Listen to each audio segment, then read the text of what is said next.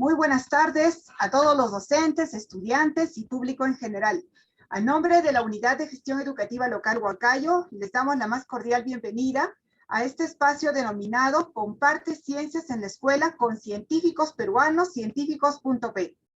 Para presentar al ponente de la tarde, le vamos a dar el pase a Melina Galdós. Adelante, Melina. Muchísimas gracias, Silvia. Buenas tardes a todos y a todas. El día de hoy tenemos el gran placer de tener a Pedro Romero. Pedro es doctor en Ciencias Naturales por la Universidad de Goethe en Alemania y es magíster en Biología Molecular y biólogo con mención en Biología Celular y Genética por la Universidad Nacional Mayor de San Marcos. Sus proyectos de investigación se enfocan en la aplicación de herramientas bioinformáticas para el estudio de la biodiversidad a través de la genómica, la filogenética y la filogeografía. Asimismo, sus investigaciones han producido publicaciones en revistas internacionales indexadas. Pero no solo eso, Pedro además ha dictado y organizado cursos y simposios sobre bioinformática y evolución molecular en varias universidades peruanas. Además, ha sido redactor del portal científico Sofimanía, ha sido revisor de manuscritos en revistas indexadas y editor asociado a la Revista Peruana de Biología. Bienvenido, Pedro, y muchísimas gracias por estar aquí. Gracias, Melina. Gracias a los organizadores en la UGEL. Gracias a Científicos Fe. Estoy muy contento de participar hoy día en esta charla y me da mucho gusto de que se generen iniciativas como esta en las cuales la ciencia puede llegar a la escuela desde otra forma, ¿no? Como todos, yo también he estudiado un poquito de ciencias en la escuela y fue ahí donde me enamoré de la biología, donde me decidí que iba a estudiar biología, ¿no? Hace ya bastante tiempo. Y fue un salto bastante bueno, ¿no? Me acuerdo que no fue un profesor de biología quien me hizo querer la biología, sino un profesor de historia. Pero este profesor de historia hablaba sobre el Perú, sobre los Andes, sobre la Amazonía. Y desde ahí me di cuenta de que había una gran diversidad de organismos, una gran diversidad de paisajes, y poco a poco comencé a estudiar sobre la genética. Entonces, hoy día voy a conversar un poco, ¿sí? Porque más que una clase es una conversación sobre esta idea que traigo a la mesa y que se titula el ADN del Perú. ¿Sí? Entonces voy a compartir mi pantalla y les voy a mostrar un poco qué es lo que quiero contarles hoy. Esta charla no es la primera vez que la hago y estoy tratando de cada vez mejorarla. Es una charla no tan científica, es una charla más de divulgación. Entonces, espero que les guste y espero que al final tengamos algunas preguntitas, ¿sí? Yo lo presenté antes en este evento de Perú Conciencia que se organiza vía el Concitec y ahora pues la presento con ustedes. Entonces, para hablar sobre el ADN del Perú, lo primero que tenemos que saber es, ¿qué es el ADN? ¿Dónde está el ADN? Ustedes deben haber escuchado mucho sobre esta molécula durante este tiempo, ¿no? A todos nos ha tocado la pandemia de alguna forma y de vez en cuando en las noticias aparecía seguro una noticia sobre los virus y los virus tenían algún tipo de información genética y su ADN o nuestro ADN. Entonces todo el mundo empezó a hablar de ADN. ¿Qué cosa es exactamente esta molécula?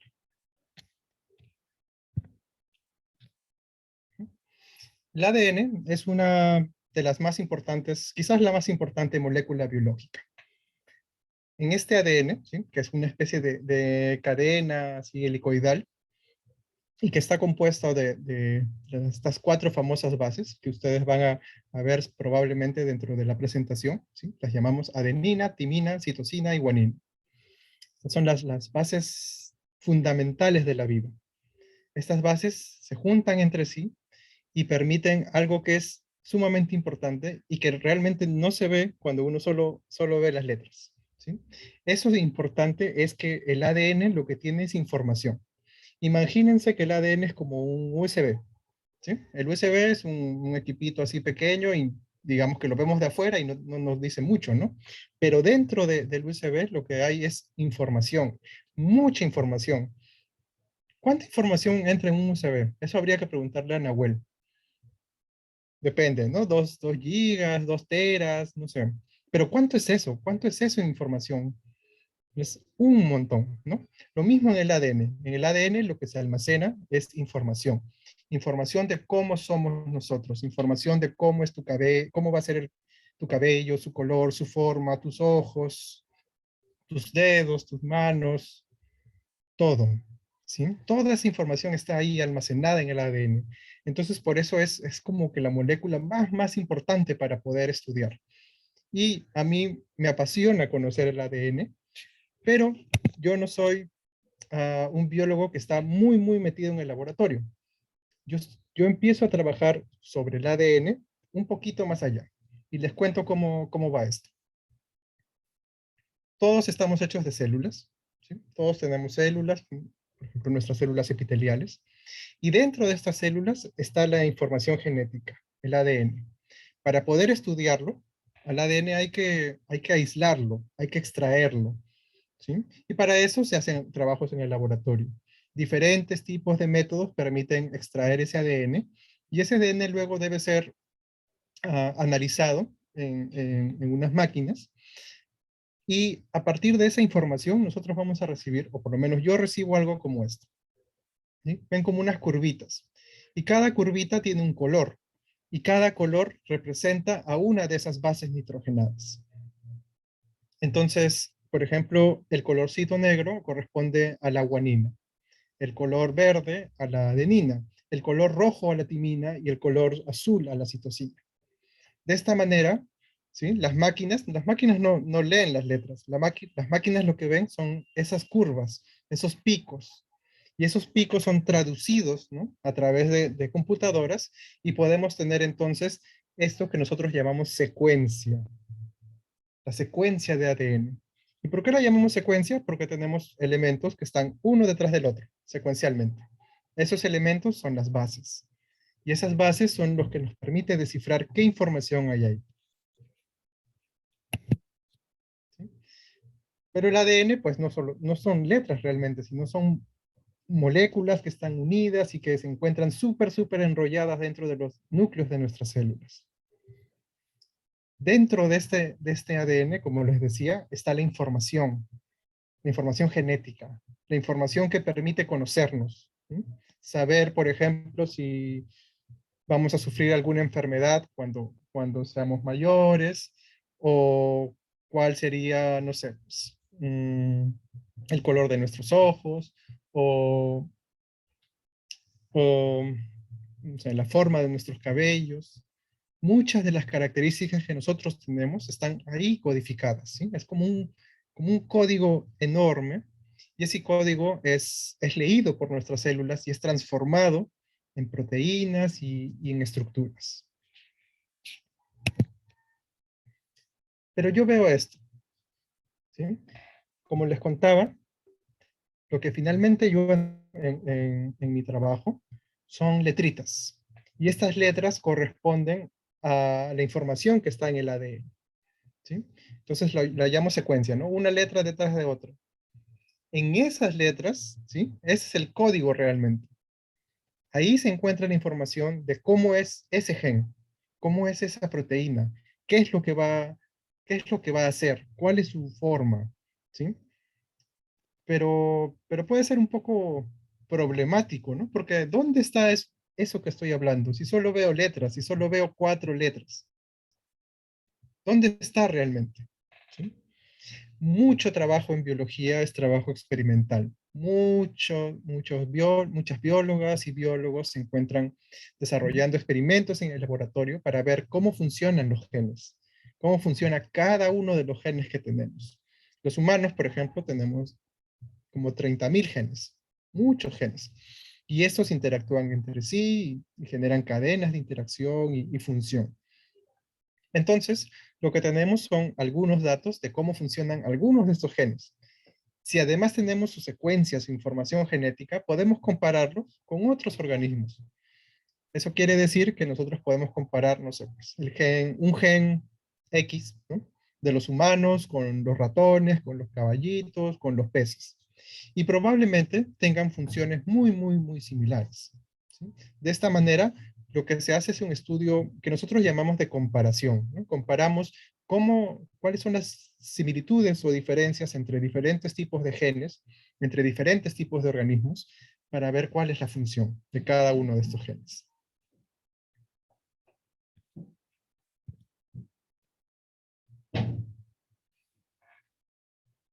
Sin embargo, este código de letras tiene que ser transformado para llegar a las proteínas, ¿sí? Este código, que nosotros lo llamamos ADN, que son esas letritas, ¿sí?, es transformado primero en otra molécula, una molécula mucho más sencilla llamada ARN. La diferencia entre uno y el otro es que el ADN tiene estas dos cadenas de información, el ARN es solo una, y es básicamente un proceso de transcribir ese código, ¿sí? El mensaje está siendo como transcrito en otro tipo de idioma. Es como cambiarlo desde el español hasta el inglés.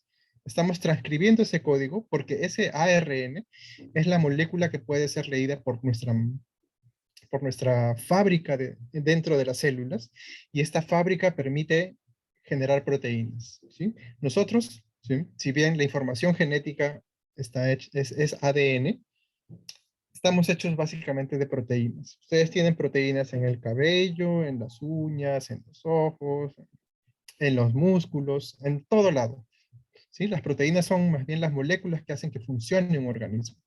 Entonces, para que se generen esas proteínas necesita información, y la información se encuentra dentro del ADN.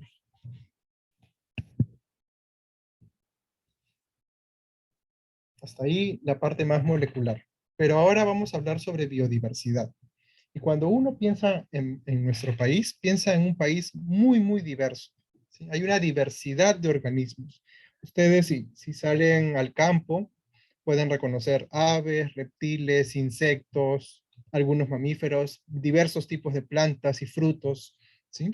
Estamos bendecidos por una gran diversidad que existe en nuestro país. Y eso es muy, muy importante porque eso hace que nuestro país sea especial entre tantos otros países. Hay muchas especies de aves, muchas especies de peces, de anfibios, de reptiles. Y, y esto es bastante, bastante interesante porque uno se pregunta entonces, ¿cómo se genera esta diversidad, ¿no? Por qué nuestro país, por qué un país como Perú tiene tantos tipos de especies, tantas formas? Ujú. Y es una pregunta que todavía nos hacemos, ¿no? No es una pregunta ya resuelta. Algunas respuestas vendrán, por ejemplo, porque tenemos muchos tipos de geografías, ¿sí? Y eso implica también muchos tipos de climas locales. Entonces, hay mucha adaptación a diferentes tipos de lugares, ¿no? Pensemos, no sé, en los Andes, el bosque amazónico, el desierto costero, el mar, el bosque seco. Hay un montón de lugares diferentes en nuestro país y eso permite que las especies vayan adaptándose a diferentes lugares. Y esto permite pues, que haya mucha diversidad. Pero así como hay una diversidad en las especies, ¿sí?, nosotros podemos empezar a contar cuántas especies hay en el Perú y no acabaríamos la hora de la charla. Seguiríamos contando porque hay muchas, muchas, muchas. También hay otro tipo de diversidad. Y esa diversidad no está presente solo en por qué las especies son diferentes, sino cómo son diferentes genéticamente. La información genética de estas especies aún no es conocida en su totalidad, y eso es algo que venimos proponiendo desde hace un tiempo, ¿no? Es necesario que comencemos a conocer cómo es la genética de cada uno de estos organismos, ¿sí? De algunos sabemos un poco más y de muchos no sabemos absolutamente nada. Y por ejemplo, en esta diapositiva, lo que tenemos es muchos tipos de especies, ¿sí? Pero básicamente casi todos ellos pertenecen como a dos grupos grandes. Un oso, ¿qué tienen en común? Un oso, un zorro, un delfín, un cuy, un cóndor. ¿Qué tienen en común todos estos organismos? ¿Sí? Un gallito de las rocas, un pingüino, un pelícano. pues tienen en común que en algún momento de la historia de la vida, ¿sí?, tuvieron un ancestro común, con nosotros incluso. De esta manera, ¿sí?, todo este grupo grande de organismos, ¿no?, nosotros lo conocemos como vertebrados, por ejemplo, ¿no?, los que tenemos vértebras. Entonces somos un grupo súper grande. Y luego veo algunas plantas, una puya, un amancae, una orquídea. Y estas plantas también tienen en común que tienen flores. Entonces es todo un grupo grande de organismos que también puede ser conocido, determinado o diferenciado porque tienen esas florcitas. Sin embargo, esta diversidad que ven no abarca toda la diversidad existente en nuestro país. Porque muchos de los grupos que son más diversos no son ni plantas con flores ni vertebrados, sino más bien son otro tipo de organismos. Caracoles, gusanos, insectos, arañas, no sé, mosquitos y muchos tipos de plantas muy diferentes. Hongos, líquenes, algas. Y hay algo que aquí no estamos viendo, porque solo estamos viendo los animales, digamos, animales o plantas que se pueden mirar con los ojos. Pero también pensemos en las bacterias. ¿Sí? Cuando uno piensa en bacteria, piensa en algo que nos va a hacer daño, que está contra nuestra salud o qué sé yo. Pero hay muchas bacterias que son ambientales, que viven en el agua de mar, en los ríos, en diferentes tipos de ambientes, y que están ahí también, ¿no?, siendo parte de este gran ecosistema y quizás produciendo algunos componentes importantes. Ujú. Además, cuando pensamos en diversidad, también es importante saber que nosotros como humanos hemos contribuido también a parte de esa diversidad. Ahora la estamos extinguiendo mucho, pero nuestros ancestros, ¿sí?, también han permitido que haya diversidad, por ejemplo, de variedades vegetales. Y cuando pensamos en diversidad, pues pensamos, por ejemplo, en nuestros tubérculos más famosos, en la papa o en el camote. ¿Cuántas variedades de papa hay? Cientos, ¿no? ¿Cuántas variedades de camotes hay? ¿Sí? Y eso también refleja que los organismos se han ido adaptando a nuevos medios, a nuevas maneras, por ejemplo, de, de cultivar estas variedades. Y esto hace pues que tengamos una diversidad enorme, enormísima, y es necesario estudiarla. ¿Sí? Entonces, hace 2 años salió un informe del Ministerio del Ambiente contándonos un poco sobre esta diversidad, ¿no? ¿Qué cosas donde somos los primeros, los segundos, los terceros? Aves, anfíferos, plantas. ¿Sí? Pero recuerden también que mucha de nuestra diversidad no está ahí en esos grupos que normalmente nos acordamos nosotros, ¿no?, sino está en los insectos, en los moluscos, en otros tipos de organismos y en las bacterias sobre todo.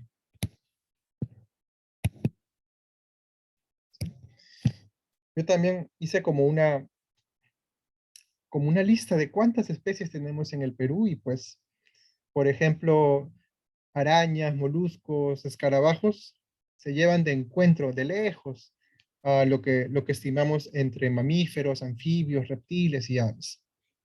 También es bueno recordar que mucha de la biomasa, mucho de la cantidad de organismos que existen en la Tierra son básicamente insectos, ¿sí? Los insectos nos llevan por lejos en números de individuos.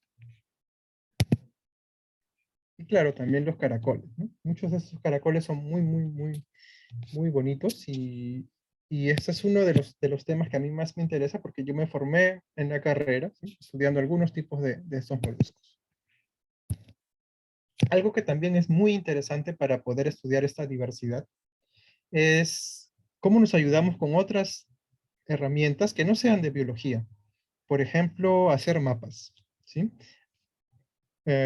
Nos ayudan la gente de geografía, ¿no?, para poder conocer cómo es la distribución de estos organismos. Porque no solo es saber cuántos son, ¿sí?, o quiénes son, sino dónde están, dónde se encuentran estos organismos, y tener mapas muy completos y muy bonitos, en los cuales veamos cómo es la diversidad de diferentes, por ejemplo, aves, o insectos, o mamíferos. Y toda esta diversidad está organizada, porque todos nosotros, ¿sí? Todos, tenemos como información genética al ADN. Y estudiando el ADN, entonces nosotros podemos empezar a reconocer qué tan similares somos con nuestros hermanos primates, o con nuestros hermanos mamíferos, o con nuestras hermanas plantas, ¿sí? Estamos muy relacionados. Y en realidad existen como tres grupos muy grandotes. Uno son las bacterias, otros son los eucariotes, donde estamos nosotros los humanos, y no sé, tu perrito, tu gato, un loro, una planta, un hongo. Y luego hay un grupo bastante desconocido que se llaman las arqueas, ¿sí? Y todo este conjunto de organismos está relacionado de alguna manera, ¿sí? En este gran árbol de la vida, ¿sí? Nosotros estamos por ahí, en un cachito muy pequeño de este árbol, y somos parte de toda esta diversidad natural, ¿sí? En realidad, si uno quisiera ver dónde está el humano, ¿no? Homo sapiens, ¿sí? Es solo una especie de las millones de especies. Y nosotros podemos organizar esta diversidad, ¿sí? Por ejemplo, en este caso con peces, mirándola como con estos diagramas, que son como unos arbolitos, ¿sí? Y estos arbolitos lo que nos dicen es quién está más cercano con quién, qué pececito está más cercano con qué pececito. De tal manera que los peces más parecidos, ¿sí? O más cercanos genéticamente, van a aparecer en grupos más cercanos, y los peces más lejanos van a aparecer, son más distantes genéticamente. Y lo mismo podemos usar con, no sé, con primates, o con flores, o con bacterias, con lo que ustedes quieran. ¿Sí? De esta manera, nosotros los biólogos podemos organizar bien la diversidad que existe.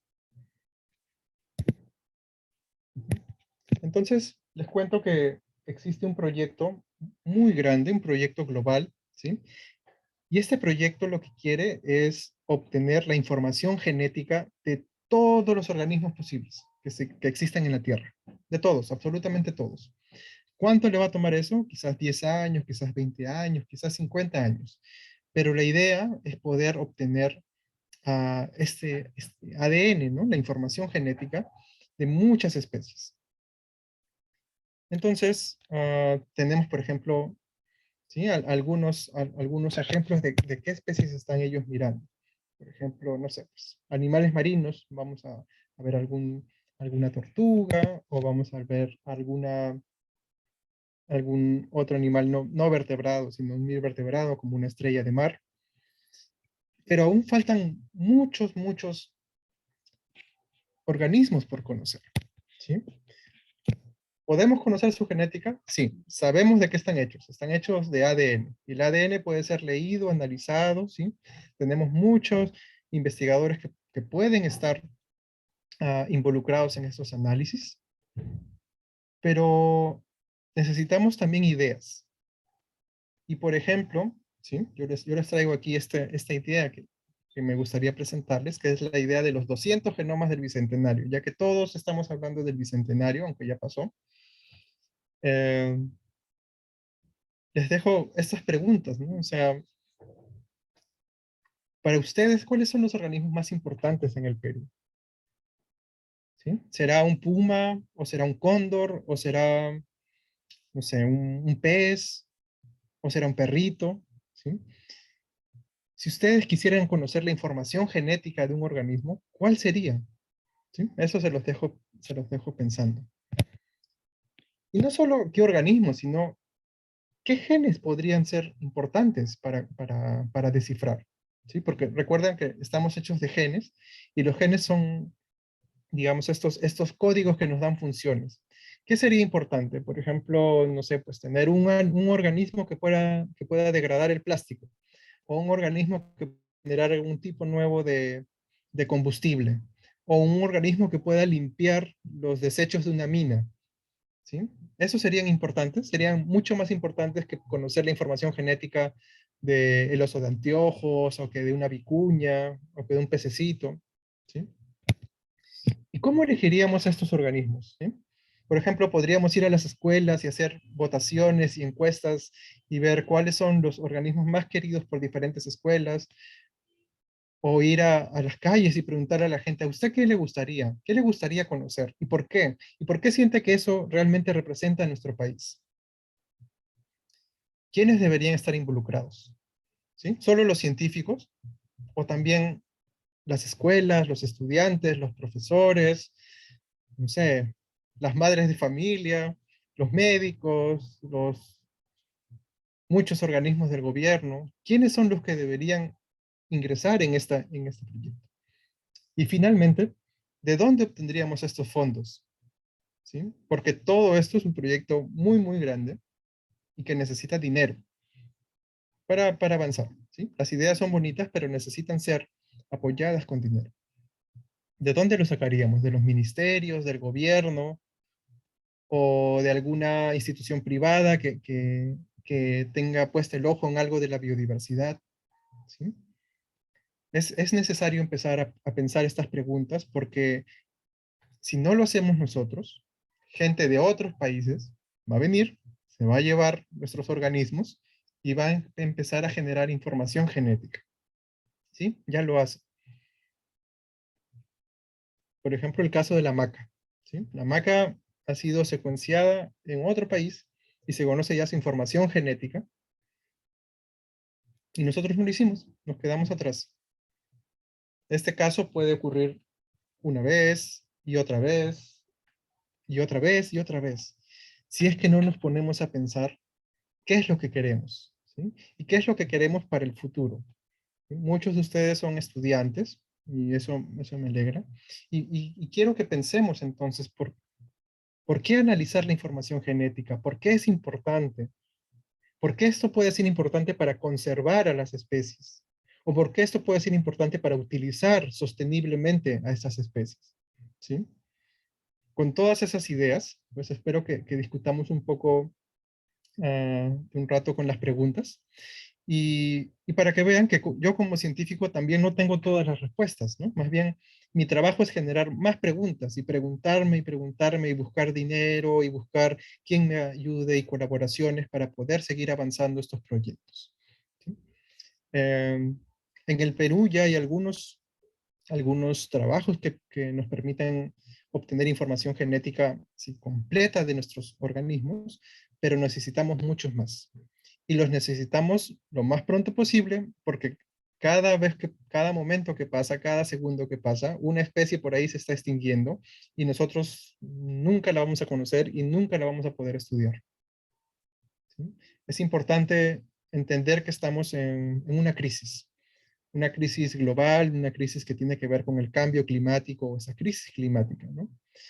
Los inviernos más fríos, los veranos más calientes, o mucha lluvia o poca lluvia. Y mucho de esto, pues nos va a tocar a nosotros, ¿no? y a ustedes, ¿no? Dentro de unos 10, 15, 20, 50 años vamos a tener muchos problemas y muchos de ellos van a estar relacionados a la biodiversidad. Si no conocemos nuestra biodiversidad, ¿no?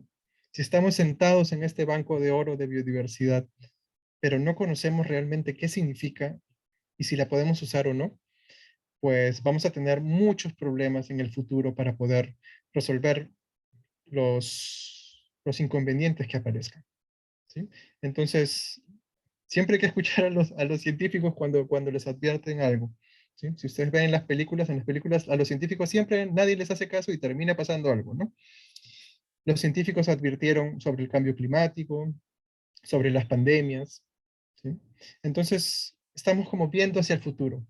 Sabemos qué puede pasar y entonces tenemos que estar preparados con soluciones importantes, soluciones que puedan generar el bienestar a mucha gente, ¿sí? Y soluciones que no estén enfocadas solo en un grupo de personas, ¿no? Aquí también quiero recalcar que es importante comprender que nuestro país es diverso no solo biológicamente, ¿sí? Sino también culturalmente. Entonces, quizás para diferentes tipos de grupos humanos sea un poco diferente qué es lo que ellos quieren saber, ¿no? Conocer de sus organismos, de lo que ellos quieran conocer y estudiar. Ujú. Les cuento un poco el caso del oso de anteojos, que no lo estamos haciendo aquí en Perú, sino se está haciendo en Colombia. ¿Sí? En Colombia se generó un proyecto muy, muy grande que involucró a la presidencia de la República, a los ministros, a instituciones públicas y incluso a desplazados, ¿no? Porque en Colombia también hay mucha violencia, o hubo mucha violencia, ¿sí? En el pasado. Entonces, se generó un proyecto en el cual se unieron a muchas de estas personas para poder estudiar un poco sobre el oso de anteojos, que no solo vive en Perú, sino también en Colombia. Entonces se va a comprender la información genética del oso, se va a protegerlo y con eso también se va a poder ayudar sosteniblemente a muchas de las poblaciones que están dentro del rango de distribución del osito. Pero este osito también está en Perú, ¿no? Entonces sería importante también saber si los osos y ojos que están en Perú son diferentes genéticamente o no. Entonces eso sería un proyecto también muy, muy interesante. ¿Sí? ¿Qué especies elegir? Esa es una buena pregunta, ¿no? Yo empezaría, no sé, pues por especies que sean muy, muy, muy llamativas, ¿no? Por ejemplo, este pajarito. ¿Por qué no, no? Aunque realmente nos serviría poder conocer la información genética de este pajarito, ¿serviría para algo?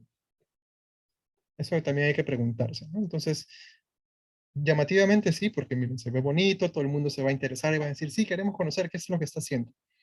Pero y luego, ¿realmente lo podríamos usar? ¿No? ¿Podríamos usar su información genética para algo?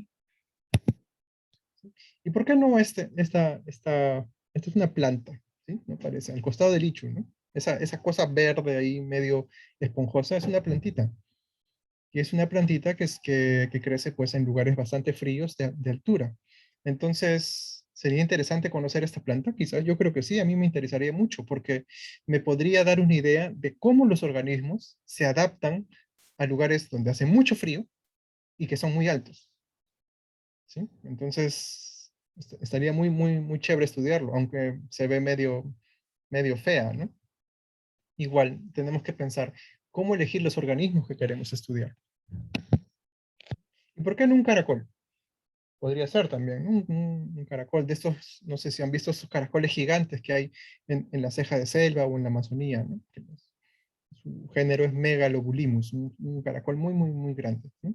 Y estos caracoles pues son usados para alimentación en algunos casos y en otros muchas veces pues hemos escuchado que los caracoles tienen como propiedades interesantes en su baba, ¿no? En sus mucosas.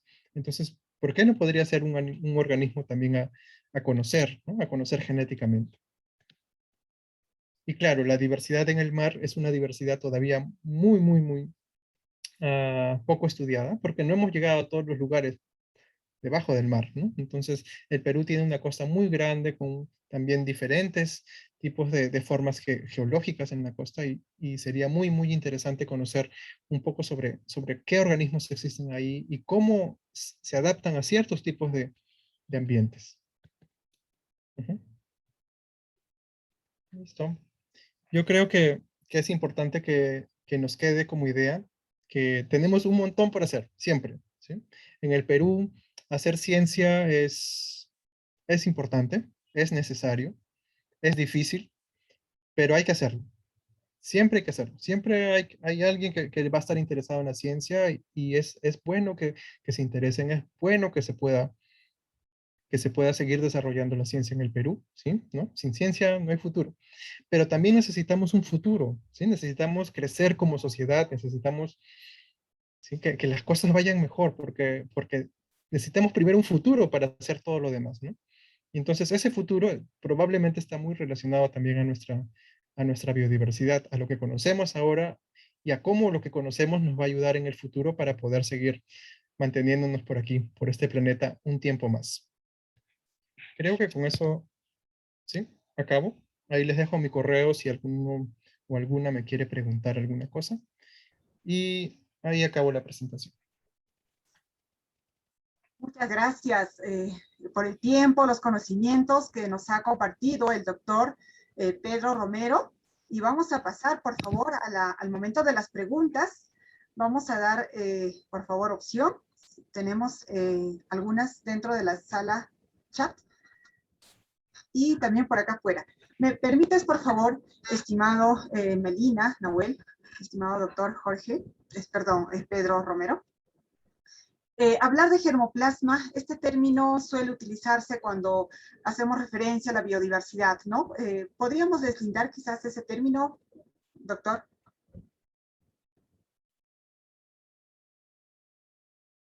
Sí, esta palabrita germoplasma se usa cuando uno habla de diversidad genética, pero no de cualquier tipo de diversidad genética, sino de la diversidad genética de las plantitas. Entonces, cuando uno está estudiando diversidad en tipos de plantas, uno dice, vamos a conservar el germoplasma. Básicamente es algún tipo de partecita de la planta, así que puede hacer que esta planta se siga generando una y otra vez. Y esta conservación puede ser, digamos, en el campo, ¿no? Pero también puede hacerse en laboratorios. Y hay algunos laboratorios, creo que hay un caso muy interesante, no sé si es en Finlandia o en algunos de estos países bien al norte, donde hay una especie de arca de Noé, ¿sí? Un lugar enorme donde se están conservando plantitas para que en el futuro, si tengamos problemas de que no crecen las plantas o hay sequías o, no sé, desaparece la mitad de las plantas del mundo, podamos retomarlos y seguir produciéndolos y utilizándolos, ¿sí? Gracias. Otra pregunta por acá, por favor. Nos estuvo hablando sobre aquellas especies que son capaces de sobrevivir a condiciones extremas. Adicional a lo que usted nos ha mencionado, ¿qué factores sí son determinantes, ¿no? Para que una especie sea, obtenga esa capacidad, ¿no? De poder sobrevivir, ¿no? A esas condiciones extremas. Por favor. Hay muchas respuestas, pero voy a empezar diciendo que no me las sé todas y probablemente nunca sepamos todas, porque son como interacciones entre ellas. Pero, por ejemplo, uno de los lugares más extremos en el planeta es una playa. ¿Sí? Pensemos en una playa. ¿Por qué es un lugar tan extremo? Y no cualquier parte de la playa, sino ahí donde rompen las olas. Ahí donde rompen las olas hay una diversidad muy grande. ¿Sí? Hay cangrejitos, hay unas especies de babositas, hay varios tipos de organismos, erizos de mar. ¿Y qué pasa con estos animales? Muchos de ellos tienen que soportar primero el sol irradiante. Eso es radiación UV. Tienen que estar adaptados a la radiación UV. Luego tienen que soportar el choque de una ola. ¿Sí? Tienen que tener estructuras que permitan no romperse o agarrarse a las roquitas. Luego tienen que soportar que el mar sube o baja. Y eso quiere decir que son condiciones diferentes, porque una cosa es soportar el aire libre y otra cosa es estar debajo del mar. Entonces, los organismos pues se tienen que adaptar. Y esa adaptación se refleja en sus genes. Hay genes para resistir UV, hay genes para que las estructuras se vuelvan más fuertes, hay genes para resistir la sal, y estos mismos genes para resistir diferentes cantidades de sales, la vemos, por ejemplo, en otros lugares, ¿no? Ustedes han escuchado de salinas, por ejemplo, ¿no? ¿Cómo puede ser que algunos organismos o plantas crezcan en salinas? ¿O cómo puede ser que un ichu crezca donde crece, ¿no? Entonces, son mecanismos muy variados y muy diferentes que permiten que los organismos prosperen. Y en realidad, muchos de estos pues aparecen por azar. Y eso es lo bello de la vida, ¿no? Mucho de la vida son golpes de azar. Y estos golpes de azar, pues lo que hacen es que hay esta diversidad y esta diversidad se va seleccionando. ¿Alguna vez han escuchado este término de la selección natural? Algunas características importantes son seleccionadas por el ambiente y permiten que los organismos se adapten. Tenemos otra pregunta. Bueno, ahí sí hay dos relacionadas con los dinosaurios. A ver, Milei nos pregunta, ¿el ADN de los anfibios o reptiles tienen similitudes con los dinosaurios? Gracias. Sí, la respuesta es totalmente cierto, ¿sí? Porque, porque bueno, con nosotros también, ¿ok? Recuerden que estamos dentro de este grupo grande, enorme, que llamamos a vertebrados, donde están pues los peces, las aves, los mamíferos, como nosotros, los reptiles, ¿sí? Y los anfibios, ¿no? Y aquí es bueno contarles pues que lo que se conoce ahora, no por genética, sino por muchos estudios en la paleontología, ¿no? Es que los dinosaurios están más relacionados a las aves por ejemplo, una tortuga. ¿Sí? Son mucho más cercanos, no sé, más cercanos familiarmente, son como primos con las aves, ¿no? Y eso quiere decir que también probablemente su ADN se refleje, en su ADN también se refleje esa similitud. Ocurre que como lo que tenemos de los dinosaurios son huesos, ¿no? Sacar ADN de esos huesos es bien difícil, pero no imposible. Se están haciendo muchos estudios sobre el ADN de la antigüedad. ¿Cómo era, no sé, el ADN de un mamut, por ejemplo, o el ADN de un dinosaurio, o de un perezoso gigante, ¿no? Es posible, cada vez está avanzando las tecnologías para conocer mejor eso, y nos van a dar también una idea de cómo ha sido la diversidad, no ahora, sino en el pasado. Gracias, doctor Romero. Michelle se pregunta, si dos estructuras moleculares se fusionan, ¿se podría crear una nueva especie viviente? Ya, entonces debemos tener como niveles, ¿no? Es como una casa, ¿sí? Un organismo es como toda la casa, ¿no? Pero las estructuras moleculares son solo una partecita de la casa, digamos que tu primer piso. ¿Sí? Si tú generas una unión de algo así, pues siguen siendo estructuras moleculares, digamos, sigues teniendo el primer piso. No puedes generar la casa. Para que tú tengas un organismo completo, no solo necesitas proteínas funcionando, sino información genética, ADN, ¿sí? Vías en las cuales las proteínas interaccionen entre sí, y que además esta información pueda ser replicable. ¿Qué quiere decir? Que nos podamos copiar, ¿no? Nosotros los humanos nos copiamos de alguna manera, la llamamos reproducción, ¿sí? Entonces, no podemos quedarnos solo en las moléculas, porque las moléculas solo nos cuentan una partecita de los organismos, ¿no? No solo somos moléculas, no solo somos agua y carbono y nitrógeno, somos más que eso, y esas propiedades emergentes ocurren cuando juntamos todo a la vez. Qué maravillosa explicación. Melina, Nahuel, ¿me permiten? Terminamos con dos preguntas de la sala Zoom y pasamos al externo. Por favor. Ali, felicitaciones, doctor Pedro. Gracias por su tiempo y compartir sus maravillosos conocimientos. ¿Cuántas especies de animales hay en el Perú? ¿Cuántas especies de plantas originarias habrá en el Perú? ¿Cómo podemos insertar políticas públicas para estudiar y conservar las especies en peligro de extinción? Esa pregunta parece que viene de alguien del ministerio, seguro, porque estaba hablando del ministerio. Bueno, te puedo decir que no tenemos en realidad un conteo de todo lo que existe, ¿no? ¿Cómo es, no? Sabemos que tenemos un montón de cosas, pero no tenemos la cifra total. Tenemos estimados de plantas, de algunas plantas, ¿sí? Las plantas con flores, ¿no? Porque a todos nos gustan las plantas con flores, pero usted sabe que hay un montón de otras plantas que no tienen flores, ¿no? Y un montón de otros organismos que no son plantas, como hongos, como líquenes, como algas, que están por ahí, que también tienen una gran diversidad. Entonces, para decir cuántas especies hay, pues es un poco complicado. Igual les voy a pasar la presentación y voy a repetir solo esa diapositiva el número de las especies animales que han sido registradas según el ministerio. Lo pongo acá para que no se pierda, mientras sigo leyendo la pregunta, ¿no? ¿Qué más decía? ¿Cuántas especies hay? ¿Cuántas especies de plantas hay? Si todo esto, ¿sí? Creo que quizás podemos compartir en el chat o en el Facebook luego este libro, que es bastante bonito, que es el libro sobre la biodiversidad del Perú. Oh, sí, sí. Vale. ¿Alguna pregunta más? Una última acá de la sala Zoom. ¿Cuántas especies de animales estarán en peligro de extinción, no? Quizás un referente a nivel nacional. Ya, pero eso es importantísimo, ¿no? Porque uno ve, pues, no sé, un cóndor, ¿no? ¿Un cóndor está en peligro de extinción? ¿Sí o no? ¿A quién le preguntamos? Pues los científicos tenemos una especie de catálogo en el cual ponemos a muchas especies bajo algunos de estos términos, ¿no? Algunas están bajo peligro de extinción, otras están amenazadas, otras no les pasa nada. Normalmente, las especies más estudiadas, los mamíferos, las aves, los reptiles, muchas de ellas están en esos catálogos. Pero recuerden que hay toda una gran diversidad que son los insectos, los caracolitos, los gusanos.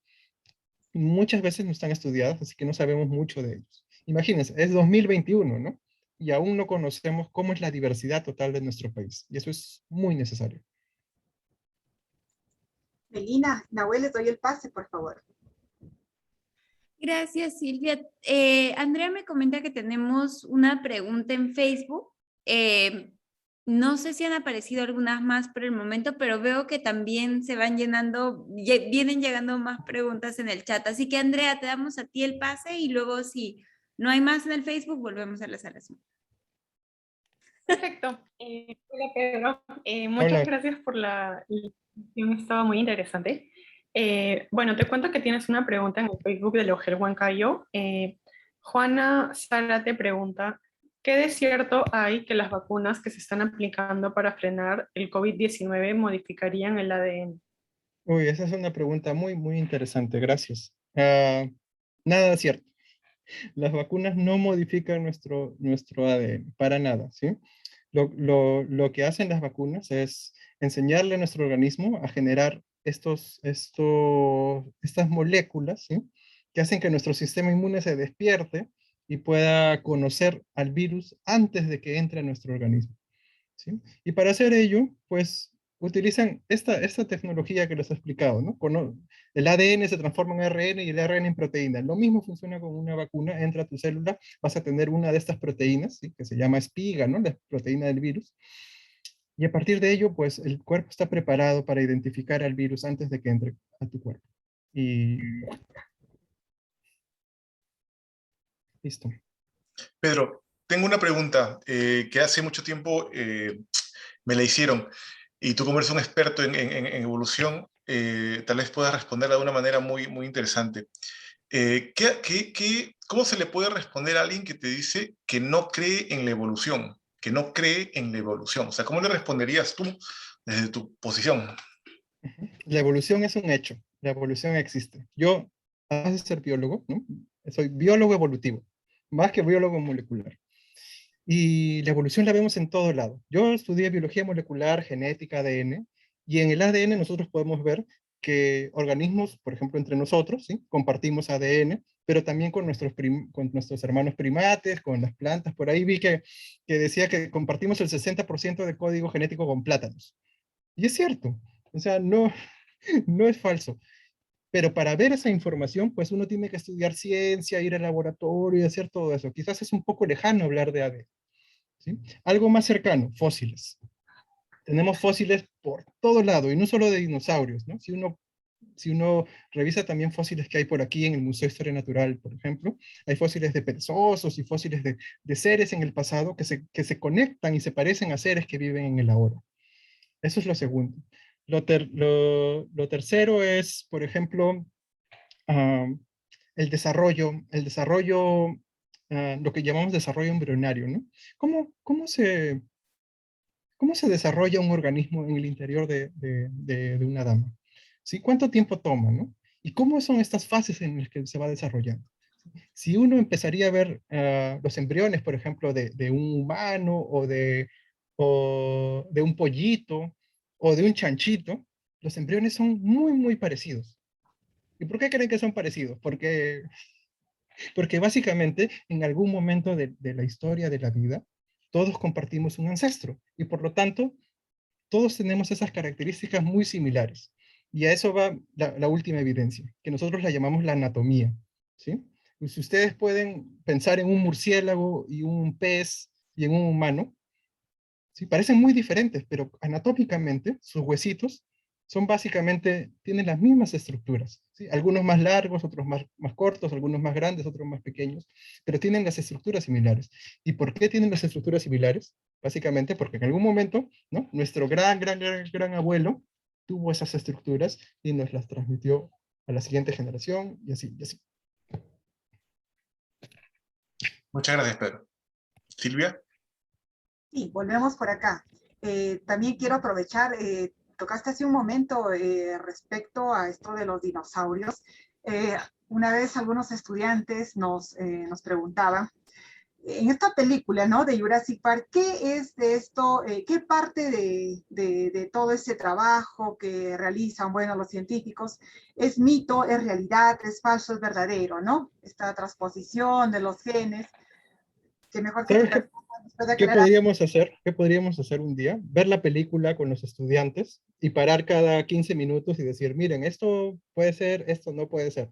¿Sí? Mucho de las películas, por supuesto que es ficción, ¿no? Porque son películas, para eso están hechas. No están hechas para seguir rigurosamente lo que dicen los científicos, sino para divertirnos. Sin embargo, como les contaba, ¿sí? Lo que estamos avanzando en respecto a fósiles es poder sacar buen ADN de esos fósiles. Porque si sacamos solo ADN que no es muy útil, pues no podemos hacer mucho, no podemos comparar, no podemos saber absolutamente nada. Y el problema es que el ADN, como toda molécula viva, pues se va degradando, se va destruyendo en el paso del tiempo. Entonces, mientras más antiguo sea algo, más difícil poder obtener un ADN bastante bueno. Lo que entiendo en Jurassic Park, si es que no me acuerdo, debe ser la 1, ¿no? O cuál Jurassic Park será. No, donde, Que me acuerdo que sacaron, no sé, un pedazo de ADN Eh, de un dinosaurio y lo no, unieron de un con mosquito. el... Un mosquito Claro, que estaba en ámbar ujú, y pero lo tenía sacaban ADN de con... dinosaurio. Exacto. Y lo ponían, creo, en el huevito de un reptil y a ver qué pasaba, ¿no? Ya, eso todavía no estamos a ese nivel, pero es posible. El problema es que el ADN que obtenemos de los dinosaurios no es bueno, porque son viejos, son muy, muy viejos, ¿sí? Imagínate que dejes algo, pues, por años y años ahí, se va a empezar a destruir y a degradar. Pero tampoco creo que sea la idea poder resucitar dinosaurios. No, no sé para qué necesitaríamos dinosaurios, salvo que para estudiar su fisiología y ver cómo era, ¿no? Entiendo que sí hay un proyecto para resucitar el mamut, por ejemplo, ¿no? El mamut, pero igual, ¿qué hacemos con un mamut ahora? Pensando así, todo malo, producción de carne, uno diría, qué horrible, ¿no? O sea, ¿cuál es el sentido realmente de resucitar estos tipos de organismos más que para estudios? Eso, y en realidad, si queremos conocer algo, no necesitamos hacerlo de nuevo, ¿no? Porque tenemos sus genes. Quizás es importante solo conocer algunos genes, por ejemplo, del mamut, el que de mucho pelo, ¿no? Porque queremos, no sé, que otros organismos tengan también mucho pelo. Podemos estudiar solo esa parte. Entonces, no, para volver a la película, pues algunas cosas son interesantes y todos estamos hechos de ADN, los dinosaurios, las aves, los reptiles están muy juntos, muy cercanos genéticamente, pero no, todavía no estamos en las condiciones de poder hacer mucho de ellos, ¿no? Si tú quieres ver un dinosaurio, ¿sí? Anda al mercado y mira un pollito. El pollito es lo más cercano que tenemos ahora a un dinosaurio. Y está muy bien, ¿sí? qué bonitas reflexiones críticas, actualizadas y confiables nos vierte el doctor Pedro Romero. Por favor, Matías desea que acá tener más información respecto al oso de anteojos. Sabe que está en peligro de extinción. ¿Cómo se está sobrellevando respecto a este proceso del oso de anteojos? Bueno, cuando se identifica una especie en peligro de extinción, lo importante es cuidar la especie, ¿no? Los individuos que existen, porque no creo que haya millones de osos de anteojo, ¿no? Son algunos cuantos, ver dónde viven, proteger esa área, y es como están haciendo en Colombia, ¿sí? No solo enfocarse en el animal, ¿no? El animal es como la punta de la pirámide, pero además cuidar esto nos va a permitir cuidar un área, y en esa área quizás viven personas que están ligadas por, no sé, por tradiciones o leyendas con el animal, pero también cuidan esa área. Entonces, es importante tener esta visión más global de que la biodiversidad es importante, no solo porque es bonita, no solo porque, porque es bonito ver un oso de anteojos andando, ¿no? A veces aparecen en Machu Picchu, yo me acuerdo que a veces hay fotos de eso. Y, pero sino también porque nosotros los humanos estamos asociados a esa biodiversidad desde siempre, desde que estamos en la Tierra, ¿sí? Algunos para comer un poco, otros para disfrutarla, otros porque nos hace muy bien, ¿no? A nuestra alma. Entonces, identificar una especie, identificar dónde vive, ¿no? Crear zonas reservadas, identificar también qué grupos humanos están relacionados a ello. Gracias. Tenemos acá otra pregunta de Cecia. Desea saber respecto a las plantas venenosas. ¿Existen? Si nos encontramos con una de estas, ¿cómo sabríamos que son venenosas? Quizás puedo agregar algo, aunque no sé si está en la línea que ha preguntado Cecia. Una pausa, estimado doctor. Leí hace tiempo, ¿no? Que, por ejemplo, algunos animales tienen el instinto, o sea, tan prolijo, vamos a decir así, que pueden detectar, ¿no? Qué plantas, qué especies, antes de consumirlas, ¿no? Son venenosas y se alejan, ¿no? Quizás la línea de Cecia en su pregunta enfoca a otra parte, pero si nos puede haber explayar al respecto. Sí, bueno, hay El veneno, bueno, no lo voy a llamar veneno, sino lo que producen las plantas y muchos organismos, no solo plantas, básicamente es un mecanismo de defensa. ¿Sí? ¿Para qué es? Para que no se la coman. Pero los humanos y muchos animales son medio testarudos, ¿no? Y más bien, por ejemplo, nos gusta comer ají. Así nos pique. El ají lo que hizo fue evolucionar este sabor astringente, picante, para que los organismos no se la coman. Pero a muchos de ellos les gusta comer ají, y les encanta. Eh, con respecto a plantas que pues, puedan ser peligrosas, pues, o sea, hay varios casos. Yo recuerdo algunos casos de plantas parecidas a las papas, ¿no? No papas, sino, digamos, hermanas, primas de las papas, que también generan algunos compuestos que matan insectos. No los matan, o por lo menos los alejan, ¿no? Y, y esto es súper interesante, ¿no? Cómo se han ido generando mecanismos de defensa. Y muchos de ellos son parecidos, incluso en plantas que son muy, muy diferentes. Y esto tiene que ver mucho a cómo se adaptan los organismos a su ambiente, ¿no? No sé si me falta algo de esta pregunta, de la primera parte, ¿cuáles son las... Eso no te voy a decir nombres porque no me sé todas, porque el primero que no estudio plantas, así que, pero podemos buscarlas, ¿no?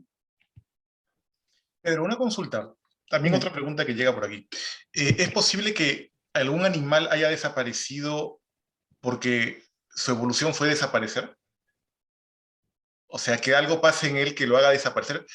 Por ejemplo, el pájaro dodo, ¿no? ¿Qué pasó con él? Porque ese lo fuimos nosotros, fue el cambio climático, y por consiguiente nosotros, nuestra evolución nos podría llevar a desaparecer con este problema del cambio climático.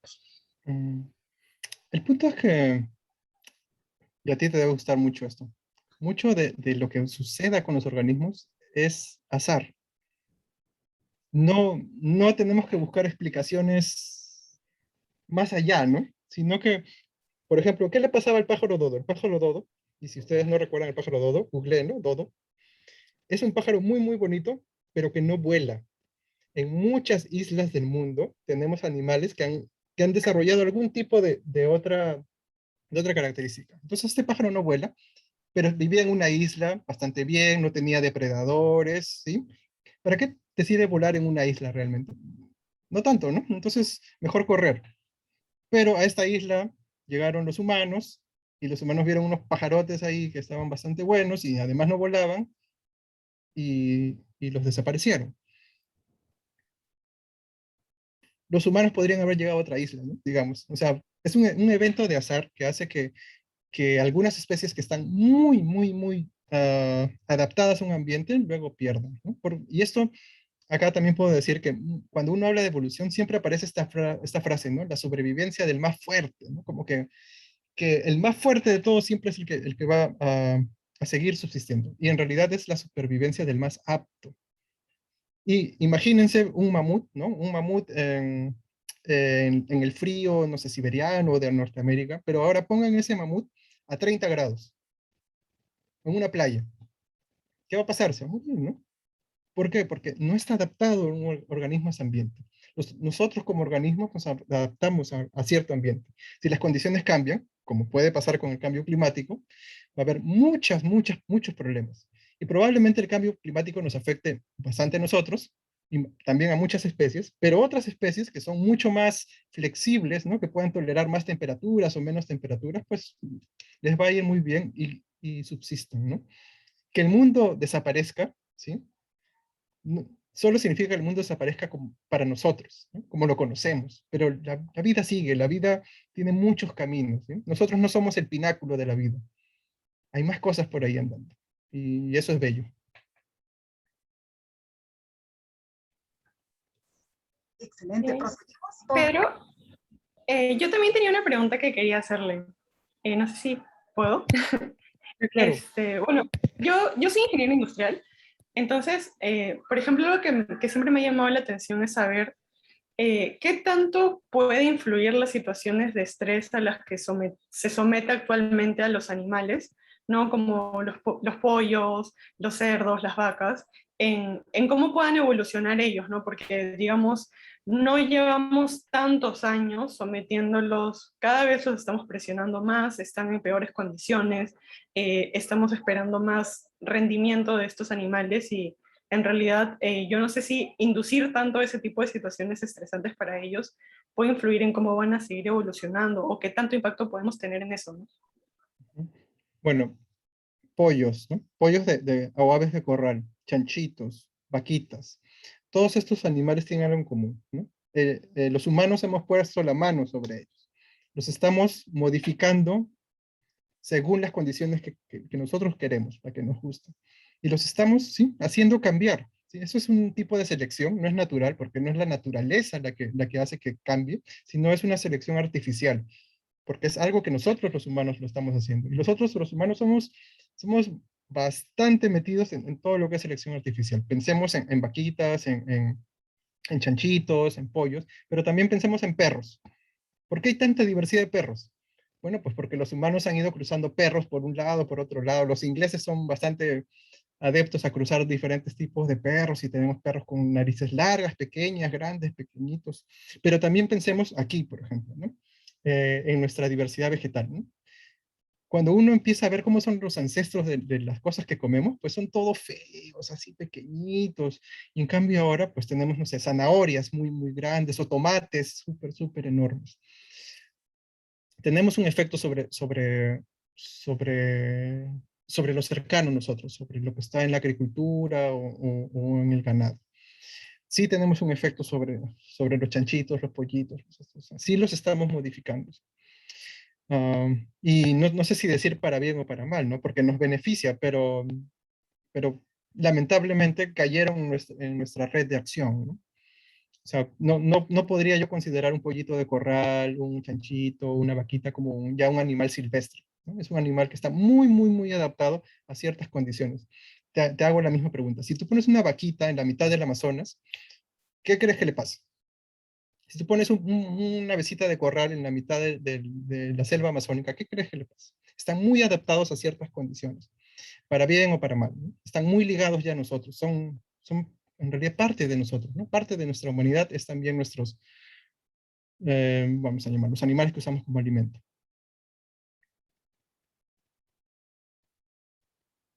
El audio creo que se fue. ¿No? No, genial. Muchísimas gracias, Pedro. No sé si estamos abusando de tu tiempo. No, tengo a las 5 todavía algo que hacer, así que todavía... Ya, porque hay más preguntas que han ido saliendo.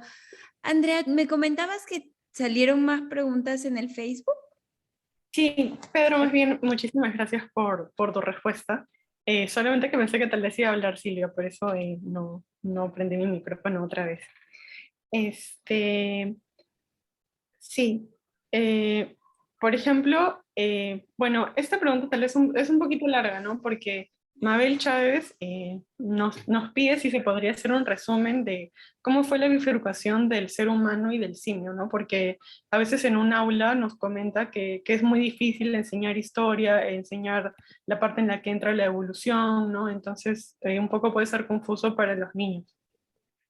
Sí, claro, claro, claro. Yo voy a poner una imagen para explicar eso. Eso se llama hacer clase en tiempo real. Uy, y además creo que se me va ¿cómo se llama? La energía de la computadora. Lo voy a revisar ahora. A ver. La batería. Sí, la batería. Lo voy a conectar ya. Entonces dame un minuto y No hay problema. vuelvo. Dame un minutito y No hay problema. ahí respondo eso.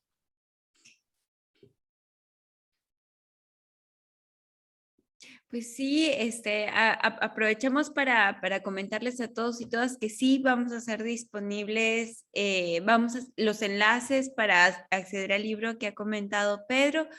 No sé, Silvia, ¿tú qué opinas si lo ponemos en Facebook o los compartimos a través de un email? Bueno, puede ser a través de los asesores, los docentes, los que están acá dentro de la sala, podemos también subirlo, ¿no? Sí, sí, por supuesto. No sé si de repente en lo que Pedro continúa contestando algunas preguntas, es posible que ubiquemos el link de ese libro. Pero de eso me encargo yo, no hay ningún problema. He visto, querida Silvia, que también han entrado algunas preguntas más acá a la sala. Y tenemos 8. Quizás Sí. poder sintetizarlas, ¿no? Y culminarlas en el tiempo que... Bueno, a ver, que Pedro nos... Ya volví, ya volví. Bienvenido de vuelta. Sí, gracias. Normalmente cuando uno enseña evolución humana en el colegio, ¿no? Ve esta figura. Esta figura está completamente errada, ¿sí? Porque nos da una idea de que hay una especie de escalera, ¿no? De paso, de salto, de punto anterior y punto siguiente, ¿no? Realmente cuando uno piensa en evolución no debe pensar en algo como eso, sino en algo mucho más desordenado, ¿no? Mucho más diferente, raro. Hay muchos tipos de seres humanos que existieron antes de nosotros, incluso se cruzaron con nosotros, incluso muchas de las poblaciones europeas o asiáticas aún tienen genes de neandertales y de otros tipos de humanos. Y esto es genial, ¿no? O sea, cuando uno piensa en evolución, yo creo que le diría, no piensen en una escalera, no piensen en un punto inicial y un punto final donde todo es perfecto. Piensen en caos. Piensen en que la vida está tratando de generar nuevas maneras siempre. Algunas de estas formas son seleccionadas y persisten, y otras desaparecen. Y es normal, ¿no? Ahora estamos nosotros, ¿no? Los Homo sapiens. ¿Qué habrá en el futuro? Ni idea. Entonces, ¿cómo explicar esto? Pues yo diría, piensen, más que en una escalera, piensen en un arbolito en el cual todos los organismos estamos relacionados unos con otros, y bueno, los organismos más cercanos pues estarán más cerca en las ramas, y los más lejanos estarán en ramas más distantes. Esa es la forma en la cual yo veo la evolución de la vida. Eso. Voy a dar stop chat. Gracias. Podemos pasar quizás unas preguntas de acá de la salita, ¿me permiten? A ver, Milady, ¿nos puede explicar por qué los seres humanos y los plátanos comparten un 60% del código genético? Eso ya lo dije, pero para repetir, porque de alguna manera tenemos un ancestro común. No será tu abuelo, ni tu tatarabuelo, ni tu tatarabuelo, pero en algún lugar lejano en el tiempo, ¿sí? Los organismos eucariotas, ¿sí? Tuvieron un ancestro, y de ese eucariota ancestral salió una línea que fue a dar los humanos, y otra línea que fue a dar a las plantas. De esta manera compartimos todavía algunos tipos alguna parte de la información genética. Bien, por favor, Rose nos pregunta, ¿los productos transgénicos cómo van restringiendo la diversidad natural de nuestras especies nativas? Uy, ese es un temón, ¿no? O sea, si realmente saber que los transgénicos van a dar problemas o no. En general, lo que se sabe es que no dan muchos problemas, pero aplicarlos en Perú es muy complicado porque todos tenemos problemas en Perú, y hay siempre problemas, sobre todo en esto que se llama el control, ¿no? O sea, digamos que ya tenemos una chacrita de transgénicos acá. ¿Cómo sabemos, cómo estamos seguros de que no van a escapar a algún lado, otro, que alguien no va a venir y va a coimear y todo este rollo, ¿no? Entonces, por eso aplicarlos por aquí todavía es un poco complicado. Yo, como biólogo molecular, pues estoy súper a favor, pero conozco también, o entiendo, que vivo en una sociedad en la cual pues muchas cosas o muchas tecnologías emergentes todavía no pueden ser aplicadas si es que no tenemos bien claro cuáles son las reglas, ¿no? Entonces, ojalá en el futuro, sí, pero creo que por ahora todavía hay que conversarlo mucho no solo con biólogos, ¿no? No solo con científicos, sino con gente de otros tipos de carreras. Gracias. Quizás para finalizar acá una última pregunta. Bueno, también nos solicitan el libro que comentó, pero también Ángel nos indica si quizás pueda volver a hacernos una retroalimentación, ¿no? ¿Cómo es el procedimiento de la extracción de la información de ADN de los animales? Ah, ya. Entonces, todos estamos hechos de células, ¿no? La manera más fácil de extraer ADN, cuando uno está en el laboratorio de biología, es agarras un palito, ¿no? Esos hisopos, pero en vez de metértelo en la nariz, te lo metes en la boquita y te raspas la boquita. Porque aquí dentro de la boca hay células del epitelio, y esas células se salen muy rápido. Entonces ahí están tus células, tú las tienes, ¿no? Y luego lo que hay que hacer es romper esas células, porque lo que queremos es el ADN está dentro, ¿no? Entonces, ¿cómo rompes a las células? Pues recordamos de qué están hechas las células, básicamente de lípidos. ¿Y cómo se rompe un lípido? ¿Cómo se rompe la grasa? Con algo que rompa grasa, ¿no? Con una especie de jabón o detergente. Entonces le echamos un detergente. Listo, ya se rompieron las células. Y luego tenemos proteínas, tenemos un poco de ADN, entonces necesitamos solo agarrar el ADN. Lo que podemos hacer es destruir las proteínas. Y una manera muy sencilla de destruir las proteínas es utilizar estos químicos que a veces las damas usan cuando van a la peluquería, ¿no? Si tú quieres hacerte un nuevo peinado, tienes que hacer que tu cabello pues quede diferente, ¿no? Entonces se echan algunos tipos de químicos. Más o menos en el laboratorio usamos unos químicos parecidos para destruir las proteínas, ¿ya? Las destruimos. ¿Qué nos queda el ADN? Lo que tenemos que hacer es agarrarlo, chaparlo, precipitarlo, ¿sí? Y para ello utilizamos también unos componentes muy básicos. Recordemos que el ADN tiene una carga negativa, entonces necesitamos algo de carga positiva. Lo jalamos y ya lo tenemos. Y lo podemos dejar ahí en la refri a menos 20 grados o algo así por, no sé, pues 1 año, 2 años, 3 años. Ahí está el ADN. Y de ahí podemos analizarlo, ¿sí? Ese es como el principio básico. Incluso ustedes pueden googlear en YouTube cómo extraer ADN de un plátano o de una fresa con herramientas en casa y les van a decir, sí, necesitas un poco de jabón o detergente y alcohol. Con eso haces la reacción y listo, ¿sí? Vayan a YouTube y pongan extraer ADN en casa y lo pueden hacer. Andrea o Melina, te doy el pase antes de ir a una nueva pregunta, por favor. Ya, Si no, continuamos por acá, ¿me avisan? sí. Ay, ¿quieren todavía preguntas, querida Silvia? A ver, acá una pregunta, doctor. Mire, ¿qué se puede hipotetizar a partir del siguiente experimento? Si, por ejemplo, una especie es capaz de sobrevivir en agua de arsénico, ¿qué podemos nosotros inferir de esa especie, de una raíz, una planta, a ver, que pueda experimentar? Interesante, ¿no? Quizás no tengo el ejemplo en la cabeza, pero me acuerdo de un ejemplo en México, donde participó mi profesor, de unos pececitos que vivían en una especie de río o lago, donde hay mucho, un compuesto que se llama H2S, como hidróxido de azufre o algo así, o de Puro sulfuro, de hidrógeno. sulfuro de hidrógeno, ¿no? Yo soy muy malo con la química. Entonces, ¿cómo es posible que un organismo pueda vivir en un lugar como este, ¿no? Es complicadísimo. Entonces, ¿qué es lo que debe pasar? Pues, sin ir a un laboratorio, uno piensa y dice, ya, debe haber un mecanismo que lo que haga es que permita que este compuesto que entra, porque estos son compuestos, se rompan, se degraden. Y entonces la cuestión es ir a buscar, ¿no? Entonces, si tú no conoces si ese bicho tiene este componente, pues búscalo en otro. Como todos estamos relacionados de alguna manera, quizás hay otro organismo, ¿no? O si estamos hablando de plantas, otra planta, o si estamos hablando de animales, otra ave, otro pez, otro tipo de organismo, que tenga ese mecanismo que permita degradar cierto compuesto. Y si lo encuentras, quizás lo tiene el tuyo. Y si no lo encuentras, quizás el tuyo es nuevo, es algo que se conoce como novel, ¿no? Novel de nuevo, de un mecanismo nuevo. Y eso es muy interesante y probablemente muchas especies se tengan que ir adaptando a estos diferentes tipos de estrés, ¿no? De estrés no de nosotros, sino, bueno, o sí de nosotros, de estrés de contaminación. Yo creo que esto está pasando en los últimos, no sé, 100, 50 años y se debería haber reflejado también en la genética de los organismos. Súper interesante. Pedro, tengo una última pregunta del Facebook.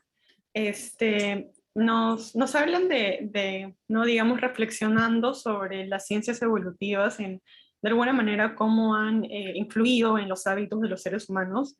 Y nos pone un ejemplo interesante, ¿no? Dice, por ejemplo, los humanos se han desconectado, por así decirlo, del instinto de conocer qué alimento nos hace bien o no gracias a la industria de los alimentos procesados, ¿no?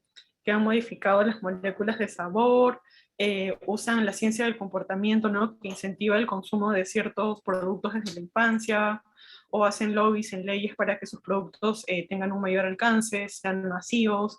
Entonces, de alguna manera, ¿qué efecto puede tener eso en la evolución, considerando todas las enfermedades que aparecen como consecuencia de estos hábitos contemporáneos, ¿no? Pues, un poco largo, a ver, vamos a ver. Para que exista evolución, lo que tiene que haber es que la información genética que tenemos en el ahora pase a nuestra siguiente generación. Y no solo pase, sino cambie, ¿sí? Entonces, muchos de los problemas que uno tiene en la vida, pues en realidad no los pasa a sus hijos, ¿no? Ni a sus nietos, ¿no? Sino que se muere con ellos. Entonces, por ejemplo, si comes mal, pues probablemente cuando seas mayor vayas a tener problemas estomacales, problemas circulatorios, qué sé yo. Con suerte esos problemas no van a pasar a tus hijos. Pero lo que deberías hacer es decirle a tus hijas o a tus hijos, aliméntense mejor, ¿no? O sea, sobre todo en un país tan rico como el nuestro, donde podríamos aprovechar mucha de la diversidad de vida que nos ofrece, ¿no? Para alimentos, ¿no? En el Perú comemos, ¿qué comemos en el Perú? Pollo, ¿no? Pollo, todo el mundo come su pollito. Quizás, no sé, pues tener un panorama más amplio y disfrutar nuestros vegetales que son enormísimos. Yo en la pandemia he aprendido mucho a ir al mercado a buscar cosas diferentes, ¿no? Y no solo quedarme en mi bistec y mi pedacito de pollo, sino que buscar diferentes tipos de vegetales. Y ojalá vayamos por eso, ¿no? Porque ciertamente las industrias de alimentos procesados, pues, o sea, nada peor que tomarte un agua que es pura azúcar y comer harina ultraprocesada. Ojalá, no sé, como padres, ¿no? Yo cuando era niño también me divertía mucho comiendo azúcares y cositas, ¿no? Pero sabemos que eso no es el futuro. O bueno, no es el futuro que quisiéramos para nuestros hijos. Así que valoremos nuestra diversidad, no solo conociéndola, sino también aprovechándola. Y en una de esas maneras es comiendo mejor. Pedro, tengo una pregunta, me van a disculpar, Silvia, Melina y Andrea, una pregunta, es que se me acabo de la duda. El COVID, el virus SARS, CoV-2, ¿muta? ¿Y muta o evoluciona? ¿Cuál es la diferencia entre los dos, no? Vemos que hay variantes que aparecen en diferentes lugares. ¿Estas son mutaciones o evolución de este virus Ujú. de alguna Sí, manera? ¿No? hay que separar los conceptos. La mutación es cambio. El cambio existe en cualquier momento, ¿no? Todas tus células están cambiando, todos los virus están cambiando. Para que exista evolución, ese cambio tiene que ser transmitido a la siguiente generación y a la siguiente generación y a la siguiente generación. Entonces, no muchos virus, pues, llegan a transmitirse. Muchos se mueren por ahí, por tu nariz, no sé, o si estás vacunado, no pueden copiarse y se fueron. Pero solo algunos, sí, pueden seguir transmitiéndose de generación en generación, sobre todo en lugares donde hay mucha infección, ¿no? Que fue en el caso de Perú hace un par de meses, ¿no? Entonces, por eso se generaron nuevas variantes. Entonces, la evolución es como lo grande, ¿no? Es como el cambio que se transmite. Y el cambio solo, ¿sí? Este cambio pequeño a nivel de ADN es lo que llamamos mutación. Mm. Qué interesante.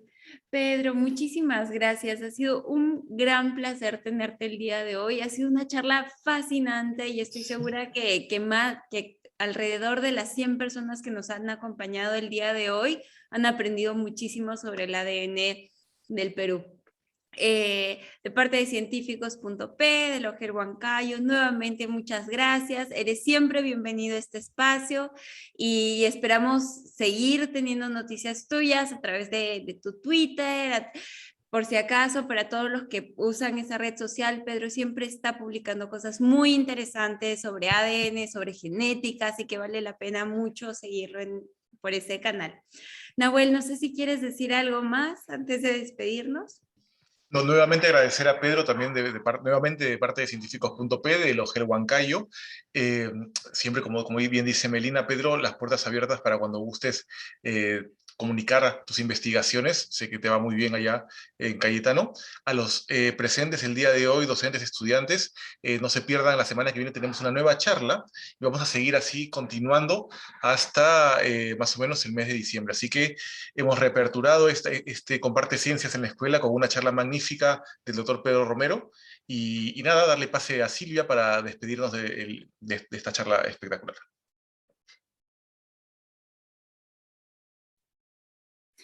Silvia, estás en silencio.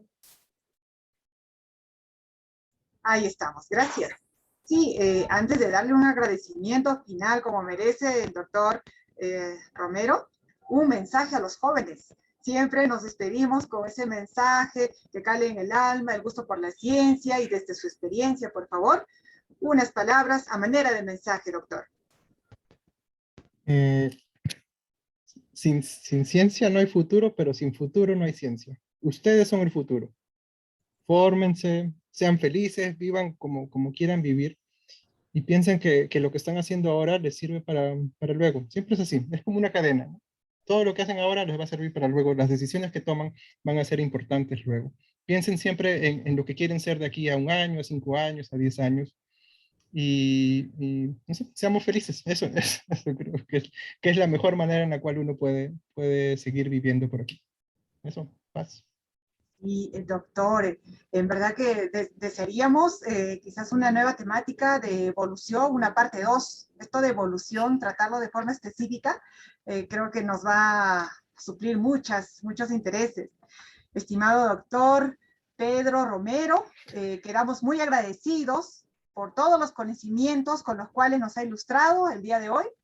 A nombre de la Unidad de Gestión Educativa Local Huancayo, perteneciente a la Dirección Regional de Educación Junín, le agradecemos por su paciencia, su tiempo, la dinámica y ese gusto que usted nos ha transmitido, ¿no? Por esos conocimientos de la biología. Muchas gracias. Y también a todos los presentes, nuestros maestros, estudiantes. Nos encontramos el próximo jueves en este mismo horario y medio. Gracias. Gracias.